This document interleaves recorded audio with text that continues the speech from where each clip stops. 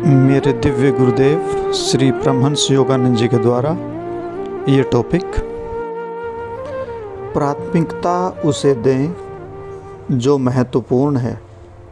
Self realisation fellowship, अंतर्राष्ट्रीय मुख्यालय Los Angeles California में 2 मई 1963 को श्री दया माता जी के द्वारा दिया गया प्रवचन। परमहंस योगानंद जी के आश्रमों में बिताए अपने समय के दौरान मुझे ऐसे बहुत अवसर याद नहीं पड़ते जब आश्रमवासियों के साथ वार्तालाप में उन्होंने आध्यात्मिक प्रश्नों पर चर्चा न की हो। ऐसा इसलिए नहीं था कि हम में रुचि का अभाव था या उनमें ज्ञान का अभाव था। वे जानबूझकर ऐसे विचार विमर्शों से दूर रहते थे ताकि वे हमें अध्यात्म को केवल बौद्धिक स्तर पर समझने की दिशा में जाने से रोक सके। वे नहीं चाहते थे कि हम दार्शनिक चिंतनों में उलझ जाएं और इस कारण हम सर्वप्रथम ईश्वर को जानने की, उन्हें अनुभव करने की अपनी ज्वलंत इच्छा को महसूस करना ही बंद कर दें। इसी प्रकार आज की शाम हम इस प्रश्न पर चर्चा कर सकते हैं कि क्या आत्माओं का निरंतर सृजन किया जा रहा है, और यदि ऐसा है तो ईश्वर ने आज कितनी आत्माओं का सृजन किया, इत्यादि। गुरुजी अपने लेखों में इस प्रकार के विषयों पर कभी कभी चर्चा किया करते थे, परंतु वे इन्हें बहुत अधिक महत्वपूर्ण नहीं मानते थे, क्योंकि जैसे जैसे लोगों की आत्म उन्नति होती जाती है वैसे वैसे सभी में इन बातों का ज्ञान आ जाता है। जब तक ईश्वर की अनुभूति प्राप्त न हो जाए तब तक ईश्वर की खोज कर रहे व्यक्ति को तत्व मीमांसा यानी कि तर्क की दिशा में भटककर पद से, रास्ते से अलग हो जाने से स्वयं को बचाना चाहिए। कोई व्यक्ति परमहंस जी की शिक्षाओं में पांडित्य प्राप्त कर सकता है और फिर भी उनके सत्य को आत्मसात करने में विफल रह सकता है। मैं इस आदर्श के प्रति समर्पित हूँ कि इस मार्ग पर चलने वाले भक्तों के जीवन में और ईश्वर और गुरुदेव की चेतना अवश्य ही व्यक्त होनी चाहिए। ऐसे ही शिष्य इस कार्य का भविष्य हैं, क्योंकि जो लोग ध्यान में गुरु के साथ समस्वरित द्वारा उस चेतना को आत्मसात करेंगे उन्हें अपना आत्म साक्षात्कार प्राप्त हो जाएगा और ब्रह्मांड के सारे सत्य का ज्ञान मिल जाएगा।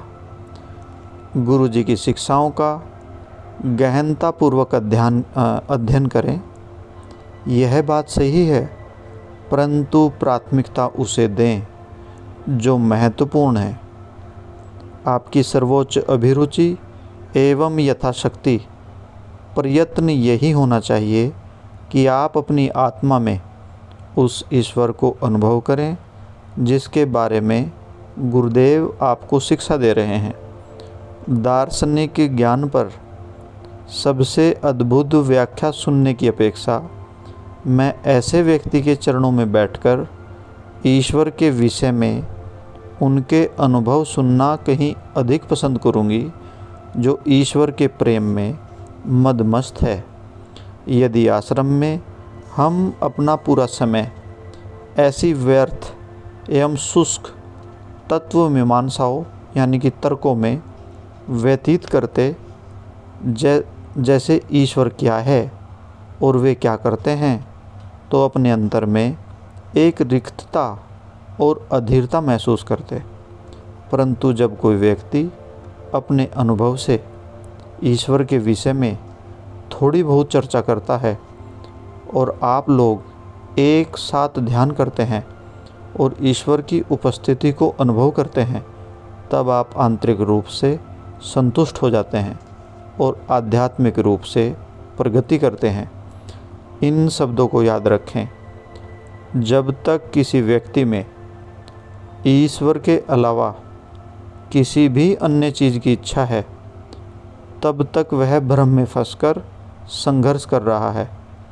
यदि परमहंस जी देखते थे कि किसी आश्रमवासी ने ईश्वर की अपेक्षा अन्य किसी वस्तु की इच्छा जागृत हो रही है, तो वे उसके मार्ग में हर संभव बाधा डाल देते थे ताकि वह अपने भ्रम से जाग सके। और यदि कोई भक्त अपने विलक्षण प्रश्नों से परमहंस जी को प्रभावित करने का प्रयास करता था, तो वे उसकी ओर कोई ध्यान नहीं देते थे। परंतु जब परमहंस जी किसी भक्त में ईश्वर को जानने की सच्ची लालसा या चुंबकीय आकर्षण महसूस करते थे, तो वे उस व्यक्ति के साथ घंटों व्यतीत कर देते थे। वे आध्यात्मिक सत्यों की केवल बातें नहीं करते थे, बल्कि ध्यान करने का मार्गदर्शन और प्रोत्साहन देते थे, और वे उस भक्त को अनुशासित करते थे। यदि आवश्यकता पड़े तो कठोर शब्दों से भी। वे ऐसा प्रशिक्षण इसलिए देते थे क्योंकि गुरु होने के नाते उनका यह कर्तव्य था कि माया को पहचानने और उस पर विजयी होने में वे भक्त की सहायता करें। उनका जीवन लक्ष्य केवल ईश्वर के बारे में मनुष्य के बौद्धिक ज्ञान की वृद्धि करना नहीं, बल्कि आत्माओं को ईश्वर की ओर ले जाने का था। सत्य को केवल अनुभव द्वारा ही पूरी तरह समझा जा सकता है।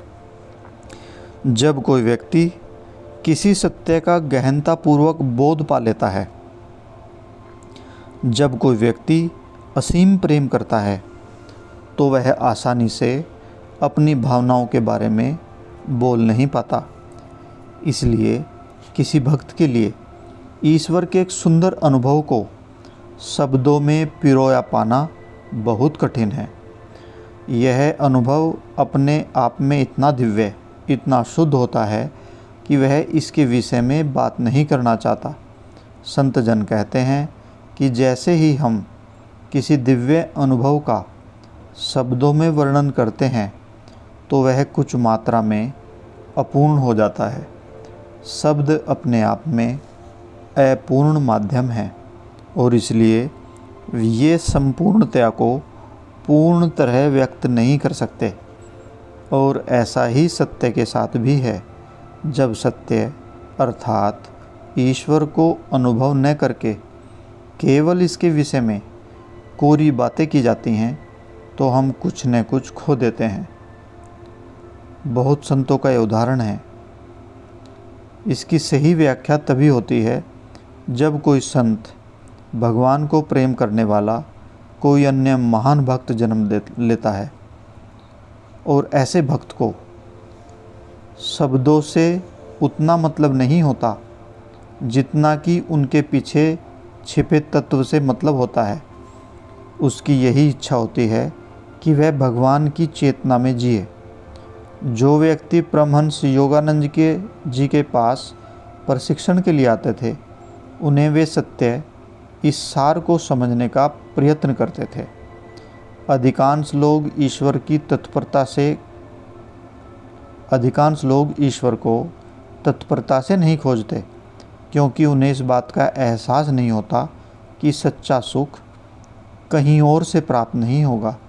मानव की यश और प्रभुत्व पाने की लालसा, भौतिक ऐश्वर्य पाने की इच्छा और दूसरों द्वारा सम्मान पाने की इच्छा, ये सब आत्मा की अपनी असीम क्षमता को अभिव्यक्त करने की स्वाभाविक प्रकृति से भी उत्पन्न होती है। आत्मा अपने परिपूर्ण स्वरूप को जानती है, दिव्य वैभव से युक्त एवं सर्वशक्तिमान।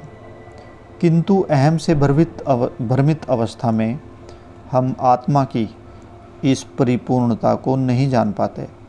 हम केवल आत्मा के प्रोत्साहनों को महसूस करते हैं, जो हमें अपनी शहजाद शक्ति और वैभव को प्रकट करने के लिए कहती हैं।